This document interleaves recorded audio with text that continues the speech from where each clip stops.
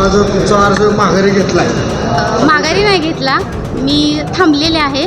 माझ्या मोठ्या बहिणीला मी संधी दिलेली आहे. म्हणजे तेच म्हणजे, आता तुमची भूमिका काय असेल याच्यापुढे, म्हणजे तुम्ही पाठिंबा कुणाला आता म्हणजे माझा पाठिंबा माझ्या बहिणीलाच, भालकेलाच राहणार. पूर्ण पाठिंबा राहील? हो हो. ताई आता तुम्ही बोला की काय आता म्हणजे चित्र असेल नगरपालिकेचं?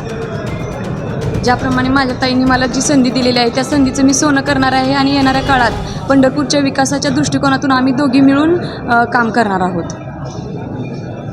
अध्यक्ष, आता तुम्ही पूर्वीचे नगरपालिकेचे अध्यक्ष 7 वर्ष तुम्ही अध्यक्षपद उपभोगले आणि आता तीर्थक्षेत्र विकास आघाडीकडून आघाडीमधून तुम्ही आता ही निवडणूक परत एकदा लढवता, तर आता काय तुमचं? दोन्ही माझ्या लेकी आहेत.